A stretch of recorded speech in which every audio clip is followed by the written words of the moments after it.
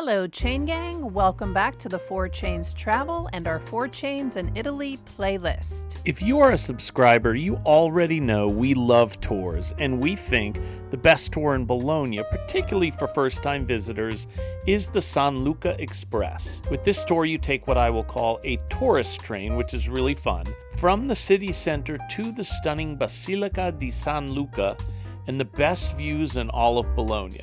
But what makes it really great is the audio guide while you are on the train that provides you with tons of interesting facts about both modern day and historical Bologna. So let's get right to it. Choo choo! All aboard! Piazza Maggiore is where you'll find the ticket stand as well as the boarding point for the San Luca Express. There's a little red table right at the corner here. And just be aware that there are other tours that leave from here. There's the City Red Bus and the little white train, which is a tour around the major tourist attractions of the city of Bologna, but not to San Luca. If you're doing the San Luca train, this is what you want.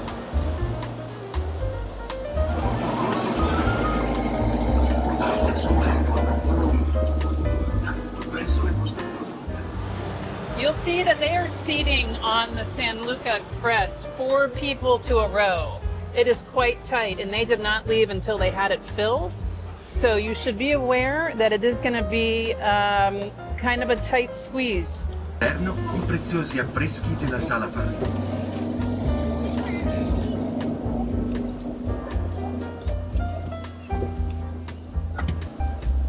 Sue applicazioni, come la cella elettrochimica, il galvanometro e la galvanizzazione. We are now crossing the square dedicated to Luigi Galvani, Italian physiologist, physicist, and anatomist. Luigi Galvani is remembered nowadays for his discovery of biological electricity and some of its applications, such as the electrochemical cell, the galvanometer, and galvanization. Bologna hosts the most ancient university in the world, founded in 1088. Since then, Bologna has been known as La Lotta, the land. The San Luca Express will now pass under the arch of Porta Saragozza, one of the surviving entrance gates to the historic town. At the beginning of Via Saragozza, on the right-hand side, you can admire the Bonaccorsi Arch, which marks the beginning of the portico of San Luca. This covered walkway of 666 consecutive arches, more than 3,796 meters, over 2 miles long, which connects the city to the sanctuary, is the world's longest continuous portico. The Bonaccorsi Arch dates back to the 17th century. That is protector of the city of Bologna.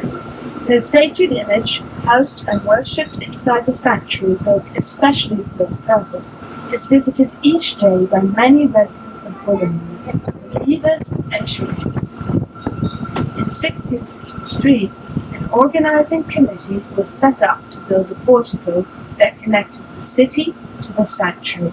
The spectacular Meloncello Arch, which connects the part of the portico on level ground, which we have just seen, to the part that climbs the hill. It is located at the 300th arch. The Meloncello Arch was built in 1732 from a design by Carlo Francesco Dotti and allows those walking along the portico to pass over Via Saragozza. What motivated the Bolognese people to tackle the problems associated with such a daunting project?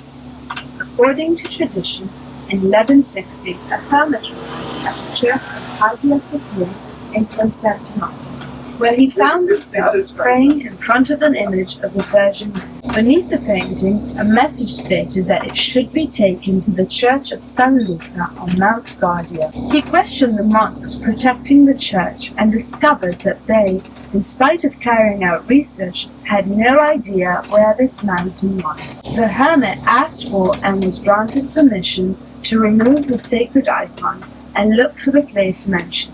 Once he arrived in Rome, he met the Bolognese ambassador of the Due Pasci family, who, having heard this tale, was astounded as he knew the place well, and offered to organize the poor hermit's journey to Bologna.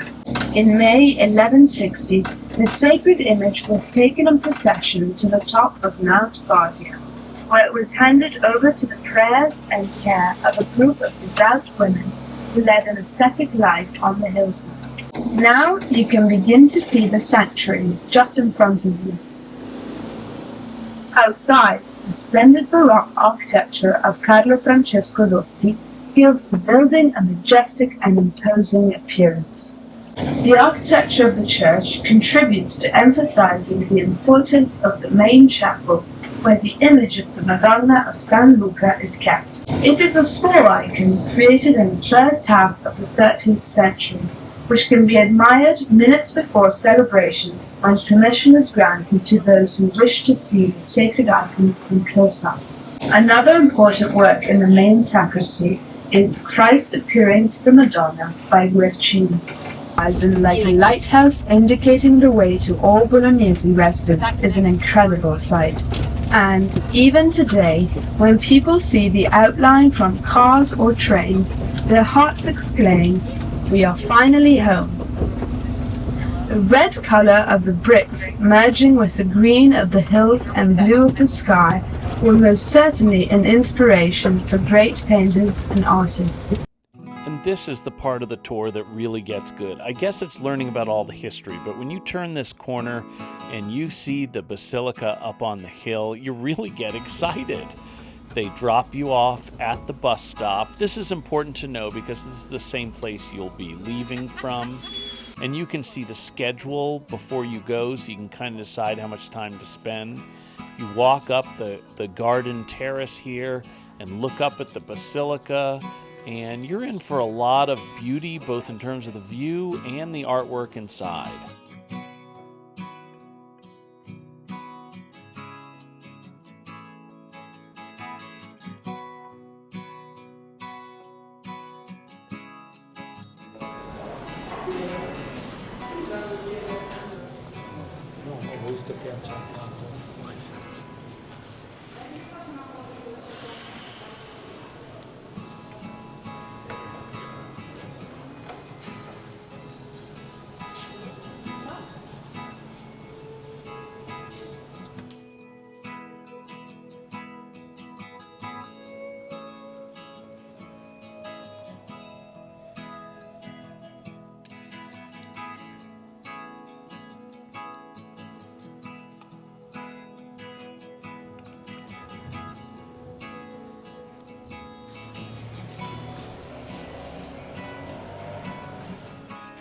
Now this view is really, really nice, obviously, but we're going to go over to this spiral staircase because it will lead us to the biggest attraction in San Luca, which is called the San Luca Experience.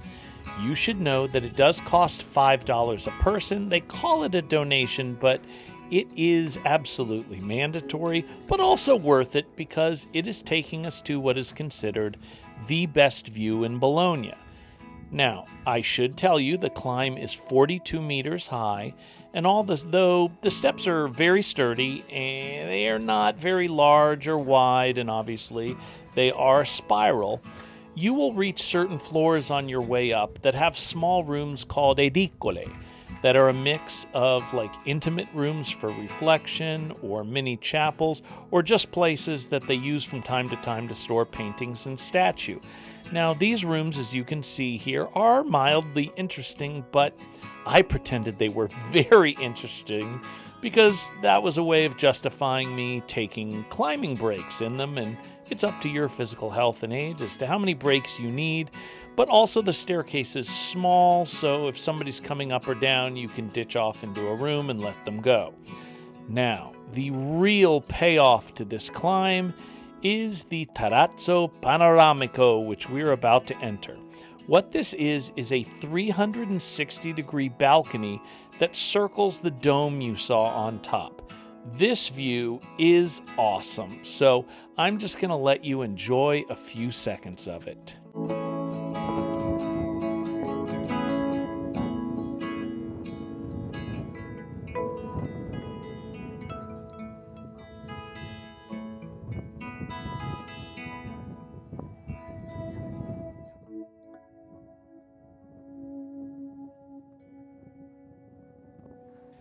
I'm not sure whether the beauty of that conveys on whatever device you're watching this on, but it was definitely a great experience.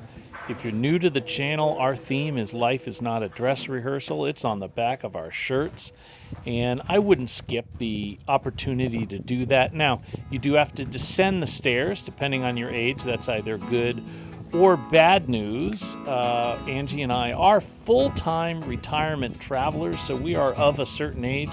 Going down the stairs is actually more difficult for us, not cardio-wise, but just on the joints. I'm not sure whether it's that way for you, but I would definitely say that it's worth it. Now, the reason why I said earlier that you should time when the train is taking you back is there's other things to see. There's a lot of different views, maybe slightly less spectacular. There's a lot of porticos and areas of the church and the grounds that are definitely worth exploring. We love the porticos that led down to the garden. You can see there's a ton of them here, and it is a downhill walk, and you got to go downhill anyway for the bus stop, but it leads you to these nice gardens. If you saw our Boboli Gardens video, you know Angie loves gardens. That was one of the best days we've ever spent in Italy, or anywhere for that matter, and it's just a really nice, soul-edifying walk around, and then it heads back to the bus stop. Now, be prepared. On the way down, it is much different. So we're going to show you because it's like a roller coaster, much faster.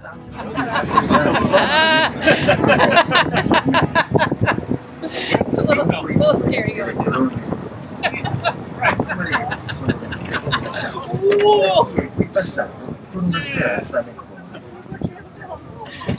Oh.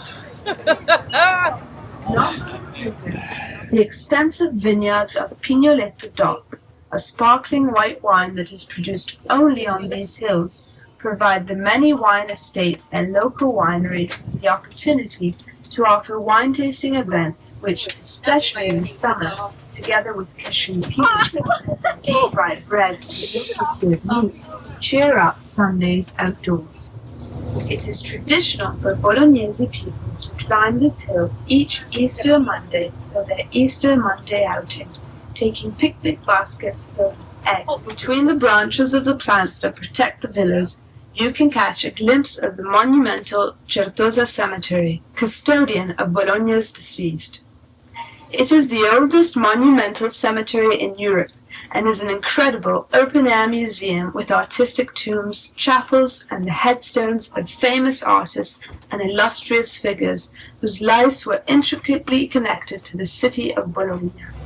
Near this sacred place, another venue can be found, which instead provides entertainment and sport, the Municipal Dallara Stadium. Built in fascist style during the years 1920 to 1940, it was modernized for the 1990 World Cup. It is home to Bologna's soccer teams, and for the Bolognese people, being a fan of their team is literally a faith.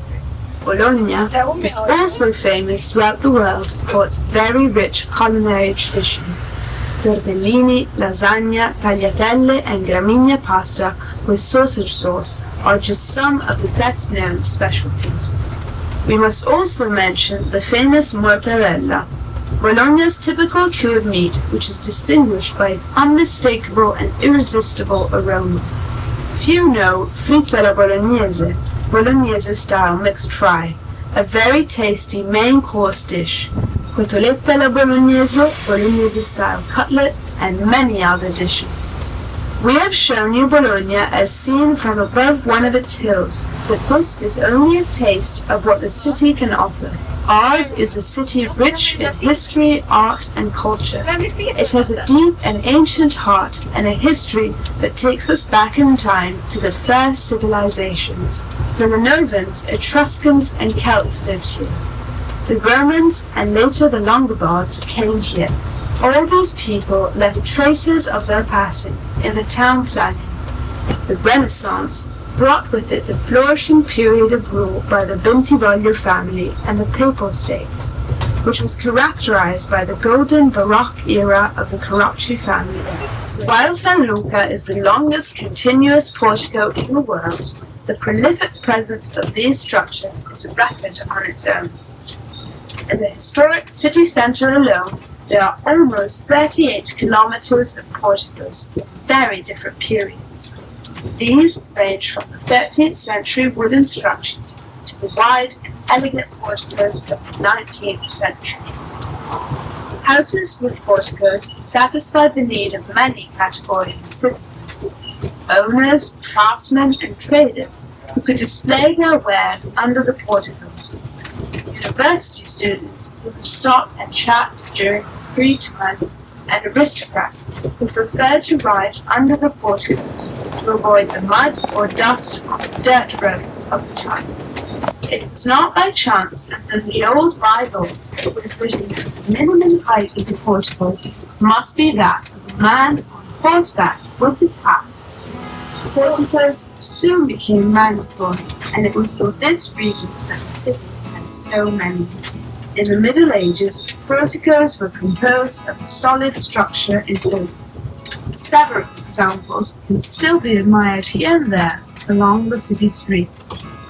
Many, instead, were replaced over time with masonry colonnades to prevent the serious problem of fire, which, in the past, affected the city frequently. We hope you enjoyed this tour and have had the chance to feel the spirit of our city. I certainly hope you enjoyed this scenic history lesson. We have more Bologna videos to come, but our next 3 videos will cover the 3 questions we are asked most often when people find out we are full-time travelers. Number 1, what are the best credit cards to make luxury travel affordable? Number 2, how do we live cheaper on cruise ships than we did in our home? In other words, what is our system for getting the best cruise deals? And number 3, what are the strengths and weaknesses of retirement travel versus traditional retirement? And that video is next, because the economic reality of 2026 is something most people have not fully come to terms with in respect to how it affects your ability to retire in the traditional way, particularly in the United States. So tune in every Tuesday and Friday to the 4 Chains Travel.